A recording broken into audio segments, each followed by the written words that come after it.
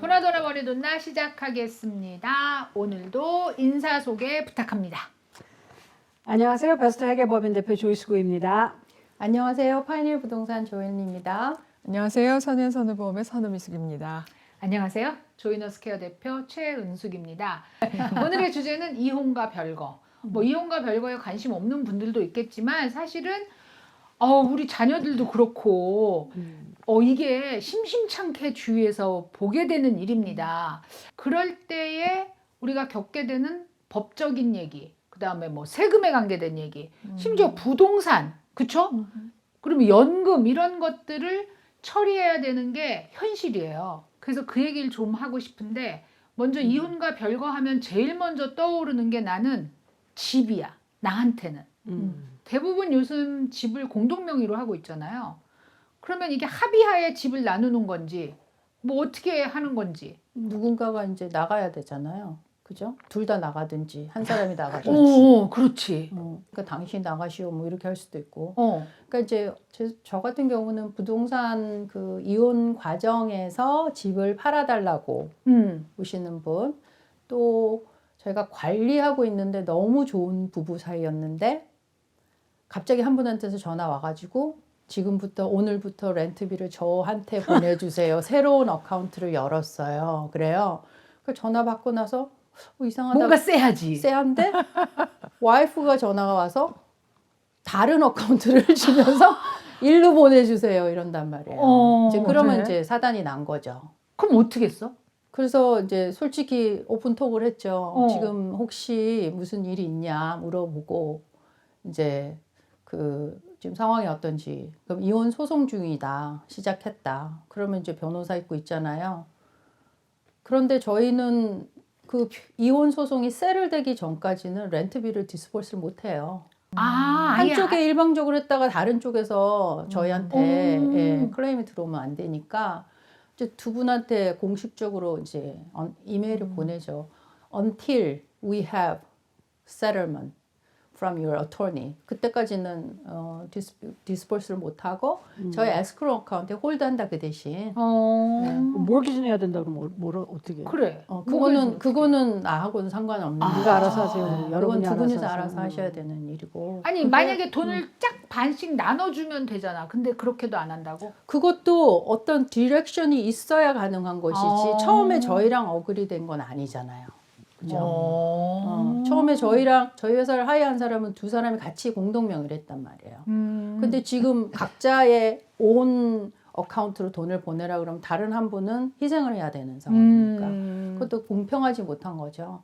그래서 이제 그렇게 되면 저희가 이제 일단 컨택 인포메이션을 받아야 양쪽 변호사 그죠?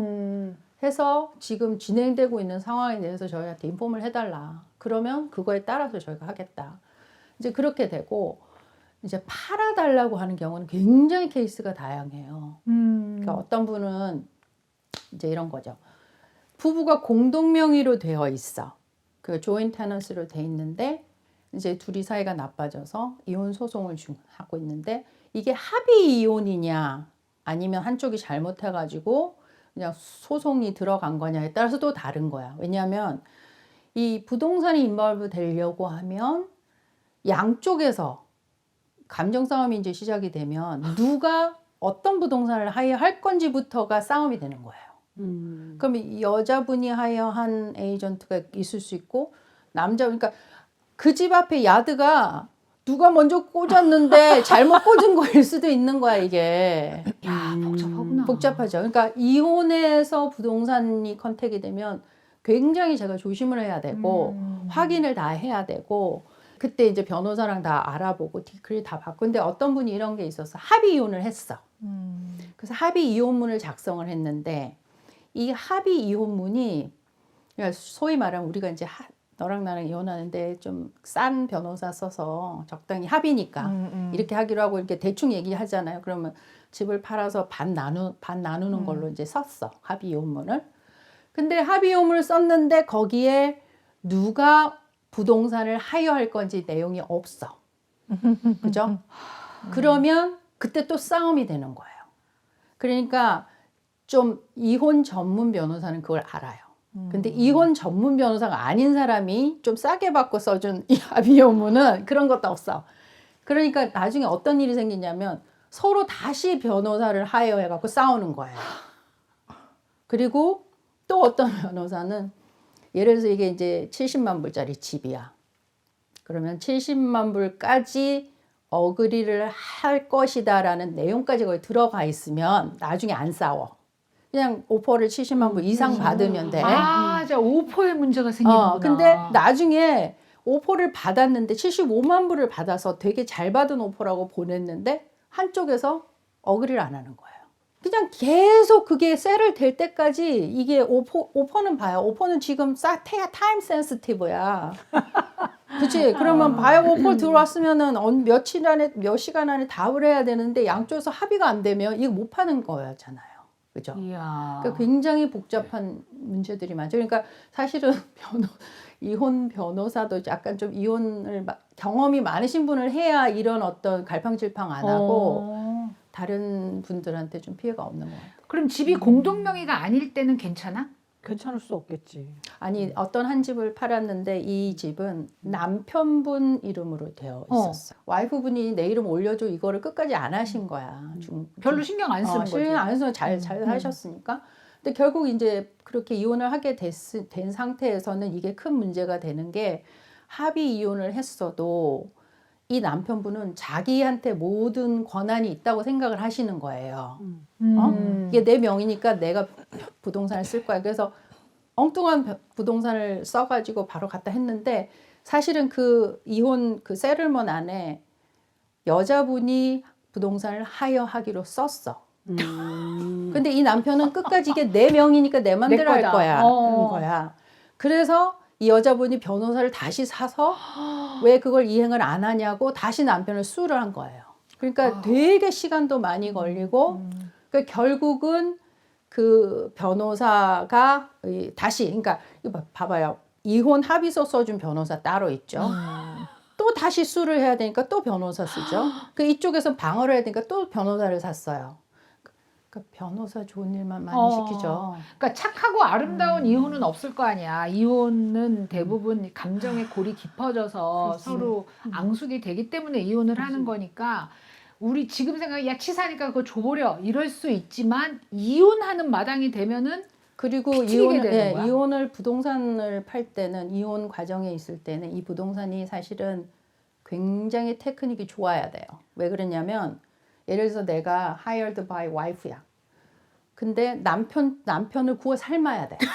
부동산이 부동산이. 그렇지, 와이프는 남편이랑 말을 안 하려고 할 테니까. 부동산이 가서 최대한 캄하게 이 남편을 설득을 해서 일이 되게 해야 돼.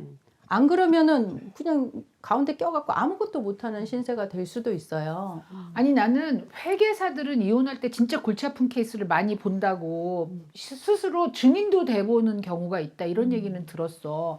근데 부동산 에이전트가 이렇게 복잡하리라고는 생각을 못했네. 그렇죠. 그렇고 이제 또 어떤 경우가 있냐면 이제 양쪽이 다 사인해갖고 이제 클로징을 하기로 하고 이제 클로징 날짜가 정해졌는데 이 남편분이 와이프가 모르는 빚이 있었던 거예요.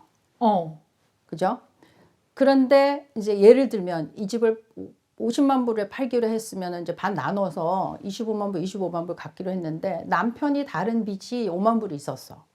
그러면 이제 변호사는 쭉 해서 나중에 반을 나눠서 둘한테 디스퍼스를 하라고 인스트럭션을 받았어. 그럼 봐봐 지금 여자 쪽, 남자 쪽 이혼 변호사 있지, 클로징 변호사 있지. 변호사들이 엄청 많죠? 그러니까 이제 클로징 변호사는 무조건 양쪽에서 온 그 합의문에 의해서 돈을 디스버스를 하는데 갑자기 클로징하는 그 디스클로저를 받아보니까 남편 쪽에서 갚아야 되는 5만 불이 나타난 거예요. 그럼 어떻게 될까요? 집값에서 빼야 돼? 그러니까 어쨌거나 그걸 갚아야지만 이 클로징이 되는 거예요. 그럼 그 여자 쪽은 어떻게 하겠어요? 가만히 안 미쳤어? 있겠죠. 그러니까 그 돈은 네가 받는 거에서 빼라 이렇게 되는 거죠. 그럼 이제 그 양쪽에 다 확인을 해야 되는 거예요. 이 변호사가. 그러니까 그런 경우도 있어요. 야 그러면은 이 바이어 입장에서는 이혼하는 집 잘못 사면은 클로징이 안 될 수도 있겠다. 그렇죠. 그걸 다 예상하고 하는 것 같아. 집을 살려고 할 경우는. 난 최근에 본 그 디보스 디크리는 집을 다 그렇게 그냥 한 사람한테 넘겨주고 딴 자산을 주는 걸로. 그래서 그렇게 싸우지 않은 거로 하는 거를. 근데 그 집은 자산이 좀 그 정도가 있으니까 그렇지만 그렇지. 이거밖에 하나밖에 웬만한 없으면. 집은 집이 전 재산인 또 경우가 어떤 많잖아. 사람은 언니 내가 뭐 저기 자꾸 추억이 남아 있어서 이 집에 살기 싫어 그럴 수도 있지. 자꾸 생각나고. 그거는 그런데 어떤 사람은 집이 팔릴 때까지 위층 아래층 따로 사는 그것도 사람도 많아. 맞아. 맞아. 아니 그럼 그 얘기는 먼저 나가는 사람이 권리가 없어지나? 왜 그러지? 어쨌든 별거를 먼저 하게 되잖아요. 뭔가 이혼하기 돈이 전까지. 있어야 다른 데 집을 구하든지 하는데 집이 당장. 팔리지 않으면 돈이 없으니까. 돈이 없으니까 그냥 위층 아래층 이웃처럼 이야. 아니 그냥 사람들이 하는 소리로 먼저 짐 싸갖고 나가는 사람이 손해다 그런 소리를 한단 말이야. 그건 그러면서. 한국 아니에요, 언니? 그러니까. 어. 그래서 나는 이제 그런 생각이 드는 거지. 먼저 나가면은 집을 뺏길까봐 안 나가. 아니 근데 여기서 솔직히 그렇게- 얘기해서 살다가 보면 여기 한 다 20년 이상 살았잖아. 20년이 뭐야. 3, 그렇잖아요. 40년. 3, 40년 살았잖아. 근데 한 20년쯤 되면 뭔가 이렇게 좀 약간 불만 같은 거라든지 뭐 그러니까 위기가 좀 오지 않아요? 아 자기 스파우스한테 자기 배우자한테 아니 처음부터 있었어. 뭐 20년이나 살아야 돼 그게? 극한의 위기. 아 그 권태기의 위기. 뭐 말하자면 근데 보통 한 40대가 그게 굉장히 심한 것 같은데 내 경우에 비하면. 나도 네. 40대에 심했던 40대. 것 같아요. 그럴 때가 한두 번씩은 있죠. 그쵸. 있죠. 바람이나 도박이나 이렇게 결정적인 어떤 게 없으면 그냥 이런 것들은 모든 부부가 겪는 사소한 일들로 묻혀 갈 수가 있어요. 근데 사람 싫은 건 어떻게 못 하잖아. 못하지. 그래서 그냥 사람이 싫어지면 방법은 없어요. 무슨 이유가 필요 없이 그냥 나는 사람이 싫어. 이러면 그건 어떡하겠어. 사람이 싫어지기 거기까지 가지 말고 그러니까 거기까지 간 가지 이유가 말게끔? 있겠죠. 아니 그것도 말게끔 있을 수 해야지. 있잖아, 언니. 시댁 문제로도 있을 수 있잖아. 대부분의 부부싸움은요, 본인들의 문제가 아니라 주위 사람들에 의해서 문제가 생겨요, 부부싸움은. 그래서 뭐, 하여튼 근데 여러분, 이혼 얘기를 하다 보니까, 자, 이제 여기처럼 이제 아무렇지도 않게, 그래, 가게는 네가 가져, 집은 내가 가질게. 이러는 경우도 있어. 근데 CPA가 겪는 어려움은 없어? 그런 클라이언트가 이혼을 해서? 우리를 괴롭게 하지 마세요. 뭐래? 말을 해. 언니 말을 해야 그러니까 안 뭐냐면 괴롭히지. 그러니까 새로 오는 손님은 아예 안 받으려고 해 사실은. 이혼하기 때문에? 이혼하려고 오는데 해주세요 그러면 그거 다 하고 오세요. 그 디보스 디크리를 받아갖고 오세요 하죠. 거기서 인버브 안 하고. 그럼 이렇게 손님이 오면서 나 지금 이혼하려고 그러는데 이 케이스 좀 봐주세요라고 오는 사람도 있다는 뜻이야? 그렇죠. 그건 사실은 디보스 플래닝이라는 것도 있어요. 플래닝이 많구나. 네. 그래서 그 플래닝을 제대로 받든지 아니면 진짜 디보스 전문 변호사를 찾아가서 제대로 된 그 뭐 여기 할 때는 이렇게 타이틀을 나누는 게 좋아요. 뭐 어카운트는 어떻게 나누고 빠짐없이 그걸 다 체크리스트 정해갖고 하는 게 바람직하죠. 근데 변호사를 안 찾아가고 그럼 회계사를 찾아가갖고 그걸 정리해달라고 그거는 아니지. 그러나? 회계사에 자산이 얼마나 있느냐가 사실은 물론. 제일 중요해서 어느 수준이 되면은 뭐 이렇게 제일 좋은 변호사를 쓰시고 그렇지 않으면 이제 할 수 있는 변호사를 쓰시는데 그러니까 새로 오는 손님이 같으면 그 다 정리되면 오세요 이렇게 하고 이제 저희랑 오래 되신 분은 이게 저희가 되게 괴로운 게 뭐냐면 우리는 두 분을 같이 레프레젠트 하잖아요. 그렇지. 그러니까 married filing joint라는 게 그거잖아. 두 분을 같이 하는데 이제 한 분은 여기처럼 딴 얘기를 하시고 또 한 분은 딴 얘기를 하시니까 그러면 우리는 이제 이게 되게 곤란해지잖아요. 그러니까 미팅을 할 때 그냥 같이 하든지 안 하든지. 그러니까 한 사람만 만나서 하기는 되게 어렵고 그리고 많은 경우에 뭐라고 하시냐면 부부가 있으면 한 분이 주로 텍스 파일링을 하시는 분이 있잖아. 그 부부 중에 보통 남편이면 남편, 아내면 아내가 서류 다 하고 뭐 하고 텍스 보고하고 그런 거 다 하시는 분이 있으면 그분들은 이 사람한테 주지 마세요 그래요. 텍스 리턴 카피를 원하면 안 줄 수 없어요. 그분 이름도 있잖아요. 그러니까 이제 우리가 곤란한 거가 되는 경우가 뭐냐면 이제 한 분이 회계사가 이렇게 얘기했다고 그러고 서로 얘기할 때 또 이분은 또 회계사가 이렇게 얘기했다고. 그러니까 저희는 인버브 안 합니다, 여러분. 그래서 해야 될 일을 하는 거지. 그러니까 중간에 끼게 되면 굉장히 어렵잖아요. 그러니까 내 서류라는 게 아니고 저희한테 있는 정보 모두가 두 분의 것이라는 거.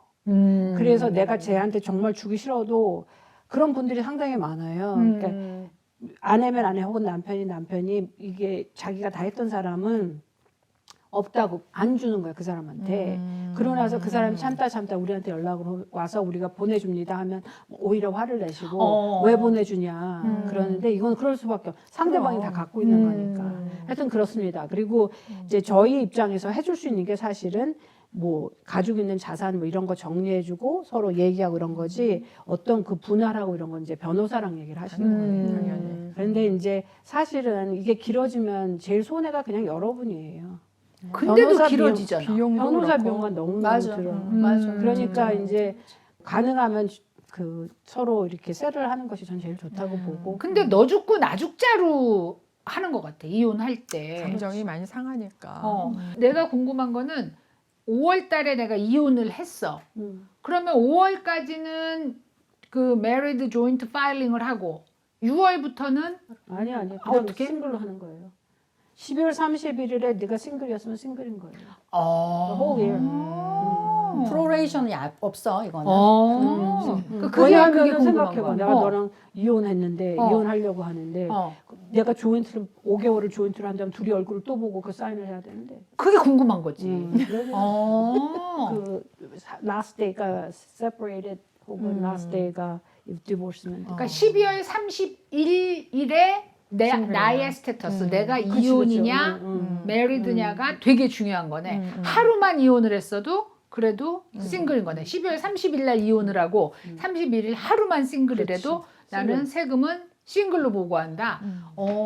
그러면 돈은 둘이 같이 벌었잖아. 그러니까 자기는 자기 거 보고 하고 이 사람은 자기 거 보고 하고. 자기 거를 어떻게 아니 그러니까 이제 만약에 가게를 둘이 같이 해서 돈이 같이 벌어졌잖아. 그러면은 싱글로 하면은 이 같이 버는 걸 어떻게 해? 그러니까 이제 그 가게의 오너십이 어떻게 되느냐가 이때 중요한 거예요. 보통 남편이 100% 혹은 아내가 100%인데 디보스를 하게 되면 그 오너십에 대한 정리를 변호사가 해주고 그걸 해주기 전에는 텍스 사이드는 100%가 이 사람이잖아.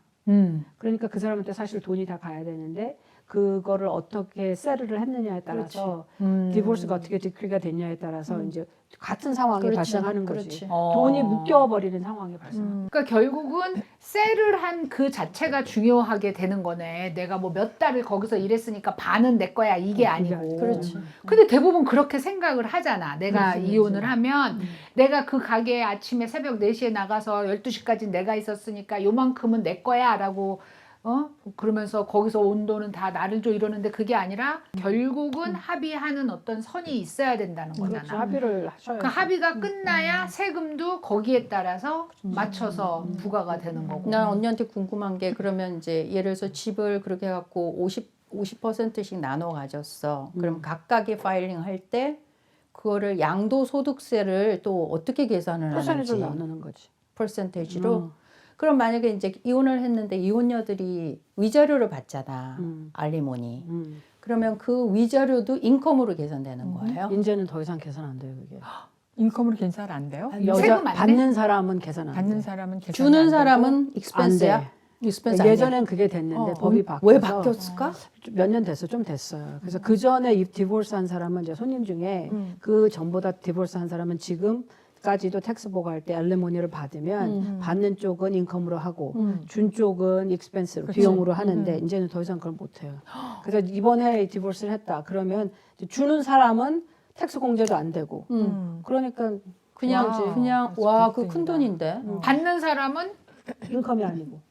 예전에는 차일드 서포트만 그런 식으로 처리가 되고 엘리모니는 그냥 인컴으로 하고 익스펜스를 하고 근데 그랬는데 지금은 다 그럼 차일드 서포트도 아닌 거고. 아니고. 원래는 아니었고 원래는 차일드 서포트는 아니었고? 원래 아니었고 난 그걸 어떻게 그러니까 하는지 예전에는 몰라서. 이제 인컴으로 이게 잡히고 그러니까 그 이전 와이프나 스파우스가 텍스가 없는 스테이트로 가면 좋았던 거지. 아. 근데 지금은 아무 상관이 없는 거야. 주는 사람이 어차피 텍스 버든을 다 줘야 되니까. 그러니까 니고시에이션을 할 때 그 이제 텍스 임플리케이션에 대한 얘기도 해요. 그렇지 그렇겠다. 오. 그걸 감안해서 뭐 그렇지. 저기 액수를 조절한다든지 하겠네. 그럼 우리가 지금 인컴으로 계산이 안 돼서 세금을 안 내도 되는 인컴들 중에 지금 말한 그 알레모니. 위자료, 위자료가 있고 그 다음에 생명보험, 그렇지. 생명보험 있고 또 뭐가 있어? 차일드 서포트. 차일드 서포트가 있고 그 증여받은 돈? 증여받은 돈은 그러니까 준 사람이 해야 되는 거니까. 그건 어차피 네, 어. 그런 거죠. 그래서 우리가 이거는 인컴이 아니야라고 말하는 거가 지금 이제 뭐 또 소셜 받는 것도 뭐 텍스 안 하겠다고 뭐 얘기가 나오긴 하는데 아직 법은 안 됐지만 야 그럼 위자료를 받는 입장은 망고 나 땡이네. 그런 사람 봤어. 우리 세입자 중에. 그러니까 우리 세입자들을 할 때 어플리케이션을 봤는데 이 여자가 남편이 의사였어. 그러니까 2밀리언짜리 집에 살았는데 이혼을 하면서 자기가 한 달에 받는 알리모니가 2만 불인 거야. 한 달에?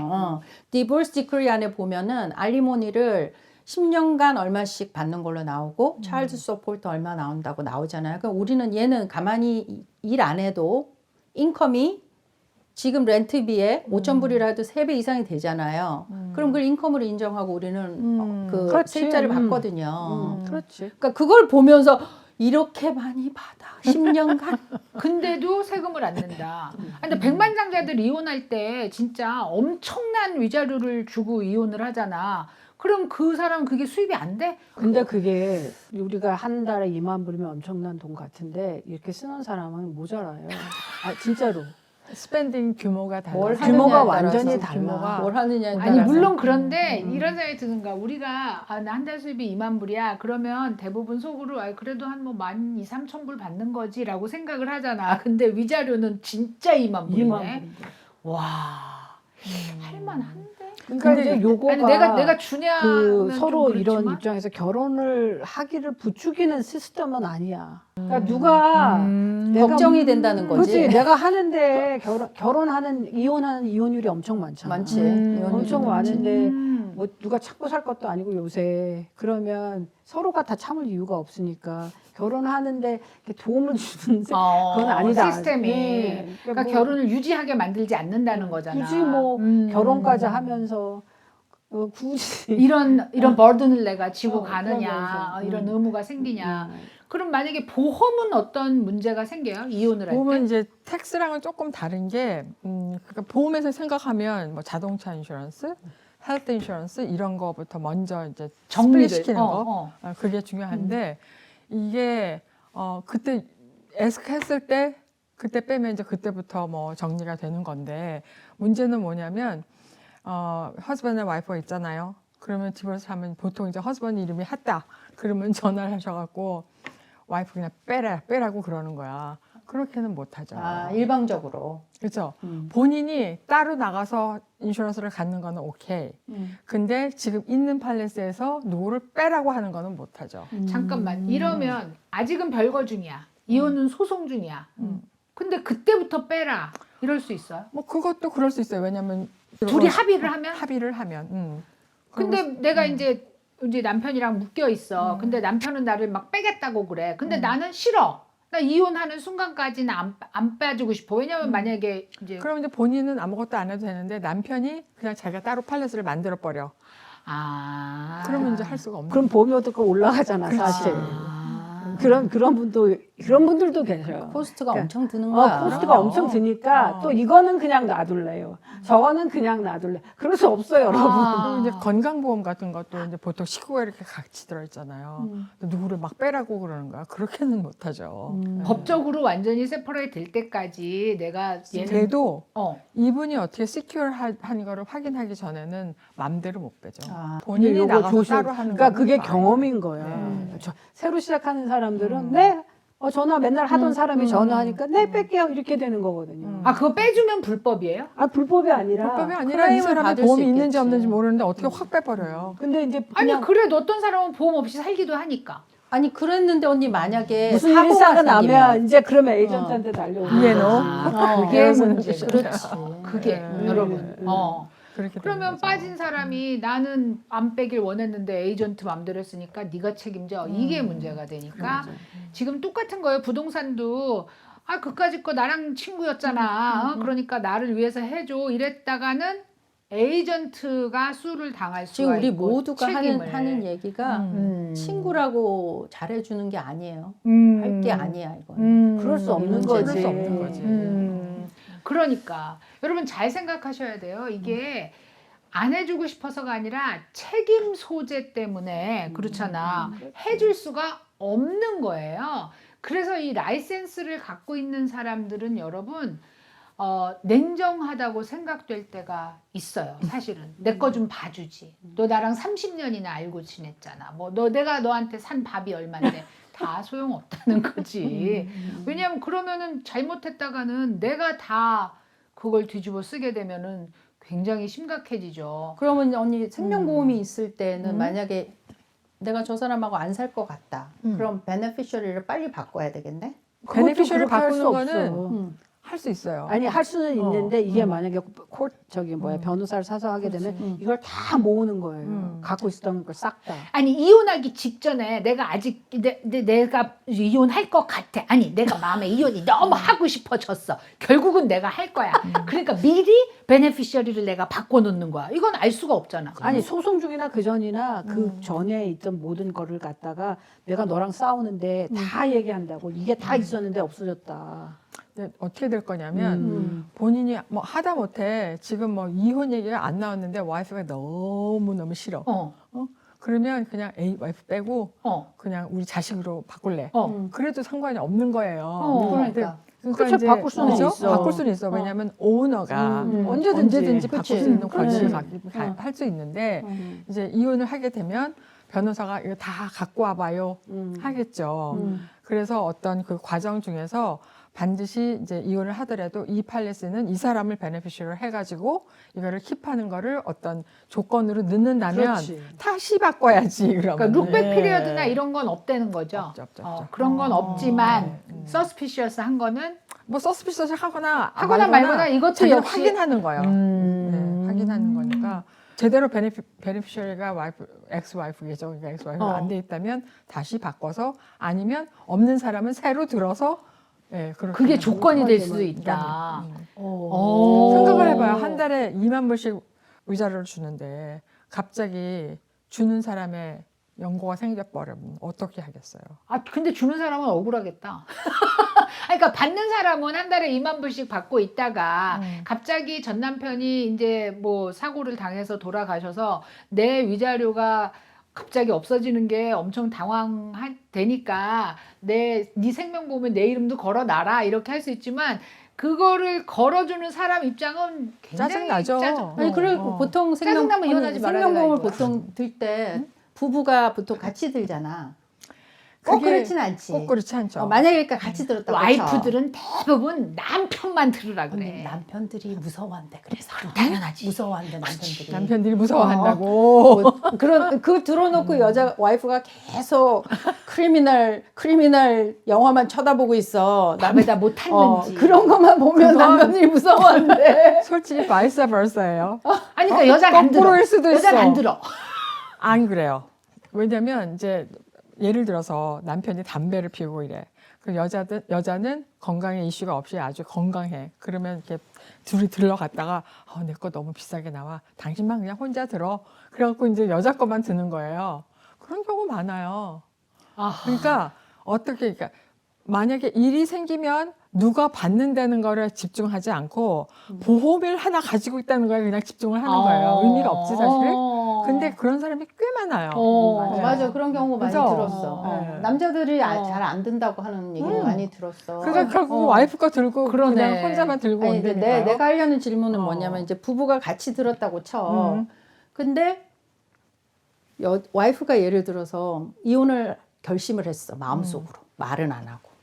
그랬는데 잽싸게 베네피셔리를 바꿨어. 자기가 오너니까 애를 넣네. 그리고 바꿔놓고 남편은 아무 생각 없이 있었던 거야. 그래가지고 이혼이 진행이 됐어. 그러면은 그것도 나중에 검사해가지고 다시 바꾸라고 할 수 있는 거. 그거는 이제 변호사가 어떤 그 서류상으로 조건을 넣어야지만 할 수 있는 거고요. 그렇지 않으면 too bad. 그리고 그렇게야. 오너가 와이프가 아니기 때문에 그걸 바꿨는지 안 바꿨는지 확인할 길도 없어요. 그치? only 오너만 확인할 수 있거든요. 그거 봐. 또 근데 이제 이런 경우가 왔어요. 아주 오래전인데 이 아틀란타 근교에서 그 사람들은 뭐 그렇게 이혼을 해야 할 정도로 사이가 나쁘지는 않았는데 남편이 좀 미웠나 봐요. 일시적으로? 일시적으로? 그건 모르지. 어. 남편이 좀 미워서 베네피셔리를 처음서부터 그랬는지 아니면 나중에 바꿨는지 제 손님은 아니었고 자식들로 해놓은 거예요. 근데 자식들이 마이너야. 근데 와이프가 돌아가셨네. 진짜로. 돌아가셨어요. 응. 그러니까 어떻게 됐어요? 마이너니까 이 돈이 후견이니. 남편이 후견이 키워야 돼가지고 되니까. 그걸 다 관리를 해야 되잖아요. 근데 너무 섭섭해 하더라고는 얘기. 그러겠다. 그죠? 근데 진짜 뭐, 섭섭하겠다. 아까 얘기한 대로 그 뭐 이제 디보르스 하기 전에 음. 플랜을 하는 거가 하잖아요. 음. 근데 이제 여러 가지 일들이 발생하는데 너무나 뭘 모르시고 그냥 열받아서 그만두는 거는 아니라는 게 이제 플랜의 골자지. 그러니까 세상이 만만치가 않잖아요. 그래서 내가 financial freedom이 나한테 없어. 내가 돈을 버는 사람이 아니야. 아주 직선적으로 얘기해서. 그러면 사실은 나는 세상이 어떻게 돌아가는지도 잘 모르고 돈을 쓰는 것밖에 모른단 말이에요. 그러면 나 열받았다고 당장 이혼해 이거는 아니라는 거지. 그러니까 그런 거를 생각해 보실 만은 하다는 거죠. 그러니까 이게 이 사람 저 사람한테 물어봐야 아무 쓸데없어요, 여러분. 소문만 나지. 여러분 이런 때에 정말 중요한 어드바이저를 찾아가야 되는 거예요. 사람들한테 말해봐야 해결을 못 해줘, 여러분 일을. 맞아요. 말만 해봐야. 그러니까 이때는 이제 뭐 무슨 일이 나면 정신을 좀 차리고 좀 이렇게 전문가들을 찾아가 본 다음에 내가 좀 어떻게 해야겠다 생각을 하신 다음에 이제 어떻게 하든지 정리를 해야 되는 거죠. 그게 아마 좀 골자가 아닐까 하는 생각이 들어요. 이게 돈이 많은 사람들은 자기 주변에 변호사들이 있어서 그리고 이제 이러고 저러고 할 줄 알아서 이렇게 세르를 한단 말이에요. 예를 들어서 일란이 뭐 할 때 20밀리언 줘 이렇게 세르를 한다고요. 근데 이제 우리는 그렇게까지 돈이나 뭐게 많은 집은 아닌데 사실 나는 뭐가 어디에 있는지도 모르는 분도 상당히 많아요. 그치. 그렇죠. 뭐 어디 금괴가 어디 숨겨 전혀 모르는 맞아. 분도 되게 많거든요. 그러니까 이제 그럴 땐 좀 앉아서 뭘 생각해야 되고 뭘 어떻게 준비해야 되고 하는 것에 대한 상의를 좀 해본 다음에 하는 게 중요할 것 같아요. 사실 이혼을 하거나 뭐 돌아가시거나 이러면 텍스 사이드는 안 좋아. 그렇지 않아요? Married filing jointly 하는 거가 똑같은 인컴일 경우에는 대부분은 훨씬 좋단 말이에요. 대부분은. 그러니까 이제 갑자기 내가 뭘 받았어요. 혹시 돌아가시거나 이렇게 되면은 내가 생각했던 것보다 텍스를 더 많이 내야 되는 경우가 많아요. 그러니까 나는 2만 불이면 살겠네 혹은 내가 1만 불이면 살겠네 했는데 생각 안 한 거가 다른 뭘 해도 이제 텍스가 발생할 수가 있다는 거지. 그러니까 이제 그런 관점에서도 좀 생각을 해봐야 되고 이제 플랜을 한다는 게 아마 그런 그러니까 거 아닐까. 네. 미리 알아보고 이제 그런 거 하면은 또 자기가 너무 모르는데 특히 여자분들이 많이 그래요. 너무 모르는데 그냥 이혼을 당했어요. 뭐 이런 경우가 많아요. 그러면 이 사람은 뭐 일도 안 하고 자기는 미국 생활도 잘 모르고 그랬는데 이제 이혼을 당했다. 그러면 나이 들어가지고 뭐 소셜 연금이라든지 아니면 메디케어라든지 이런 거 나는 이제 못 받는 걸로 생각을 하는 사람이 그치. 많거든요. 근데 그렇지 않아요. 그러니까 적어도 10년을 산 기록이 있으면 그 나이가 돼서 메디케어도 받을 수 있고 소셜 연금도 전 남편이 일한 것을 기준으로 해갖고 받을 수 있고 그 전 남편이 받는 거에 100%를 받는다고 지난번 얘기했죠. 반. 반? 돌아가시면 100%. 그러니까 전 남편이 아직 생존에 계시면 내가 소셜을 받는 나이가 됐을 때 50%를 받고 그죠. 그 전 남편이 돌아가셨는데 내가 10년 이상을 살은 게 증명이 되면 그러면 100%를 받는다. 그 전 남편이 받는 거에 그거잖아요. 그럼 내가 결혼한 걸 어떻게 결혼 10년 결혼을 이상 산 거 못한- 어떻게 증명하지? 메리지 서티피케이트. 메리 서티픽하고 디보스 디크리. 근데 이 페이퍼work도 모르시는 분이 상당히 정말. 많아요. 그리고 많이 이사 다니신 분은 이거 결혼하는 메리지 서티피케이트는 그 카운티에 주로 그 기록이 있잖아요. 자기가 어딘지도 모르시는 분이 되게 많아. 한국에서 결혼한 사람은 어떻게 해? 호적 호적 호적 증명서? 등본. 그걸 영문으로 그거 해가지고 번역해서 가지고 있어야 되네, 번역해서. 그러면. 그게 이제 메리지 서티피케이트 되고 여기서 이혼을 하면 디보스 디크리가 있을 거 아니에요. 한국에서 이민 오실 때 사실은 아마 이민 서류 중에 그 호적 등본이 있을 거예요. 지금은 그걸 아마 가족관계 증명서라고 부르는 것 같아요. 그럼 그거를 영문으로 번역해서 거기 아마 그 위트니스인지 아니면은 로터리인지 받은 로터리. 게 그쪽 공증을 같이 받아야 붙어 있는 거를 반드시 보관하시고 저는 사실 사진을 찍어두든가 아니면 카피를 하나 해서 보관하는 거를 추천을 드려요. 저는 사실 결혼한 지 한 40년 되면 그런 게 중요해지지도 않고 어디 있는지도 몰라. 그래갖고 어느 날 갑자기 그게 필요하게 될 때 깜깜해. 그렇지. 어디 있는지. 그리고 갑자기 그런 생각이 드는 거야. 이민 서류를 내가 준비를 안 했잖아요. 그렇지. 남편이 했죠. 그러니까 아는 게 없지. 나는 한국에서 결혼했기 때문에 출생증명서도 없고 그리고 기록이 없어. 결혼 증명서도 없다고 생각을 하시는 거예요. 그거는 다 호적. 한국에선 그런 거 안 해 이러면서. 음. 근데 사실은 지금 말씀드린 것처럼 출생증명서는 당연히 그 자기 기록을 띄면은 있는 그 기록이 있고 그 다음에 호적 등본 가족관계 증명서를 떼면은 분명히 나와 있으니까 굉장히 곤란한 게 아마 그런 지점일 것 같아요. 미국에서는 이혼을 했어. 근데 한국에서는 아직 신고를 안 한 상태야. 그러면 한국에 가서도 뭐 하시는 것 같아 그래서. 이혼할 그래서 아, 하시더라고요 한국에 지금. 가서도 네. 하시는. 왜냐하면 이제 많은 분들이 착각하시는 게 우리 애를 미국에서 낳아서 출생을 여기서 했잖아요. 그러니까 한국에서는 출생 증명서조차도 없어. 출생 신고를 한 적이 없잖아요. 근데 얘가 군대를 가야 된다는 거야. 얘는 미국에서 나고 자랐어. 근데 얘가 부모 중에 한 명이 이 애가 태어났을 때 영주권자이거나 유학생이거나 했다면 부모 중에 한 명만이라도 한 명은 시민권자인데 한 명만이라도 영주권이나 유학생이거나 뭐 아니면 그 외에 다른 신분이었다면 시민권 외에 다른 신분이었다면 이 애는 나는 한국에서 출생신고를 한 적조차도 없는데 군대를 가야 돼서 맞아. 몇 맞아. 살까지? 43살인가 39살인가 지금 정확하지 않아요. 39인지 43인지 하여튼 그래요. 그때까지. 그래서 국적 상실 신고를 해야 돼요. 18살이 되는 해에 3개월인가 요 안에 이렇게 정해져 있어요. 그걸 그게- 놓쳤으면 그걸 놓쳤으면 안 돼요.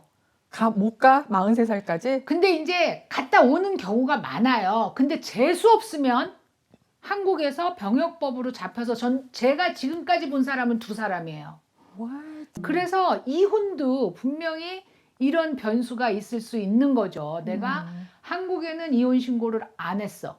그럼 가서 한국에 있는 어떤 뭐 재산이든 뭐든 다 내 맘대로 하고 올 수도 있잖아. 나쁜 마음을 먹으면. 그죠? 이혼을 하게 되면 감정적으로 너무 격해져 있어서 그래서 사실은 깊은 생각을 못하는 면이 또 있을 수도 있으니까 저희가 특별히 각각의 그 프로페셔널한 분야에서 이혼을 한 후 혹은 이혼을 할 때 이런 문제들이 생기는 거를 한번 짚어봤습니다. 오늘도 재미있게 봐주셨으면 좋겠고요. 시청해 주셔서 감사합니다.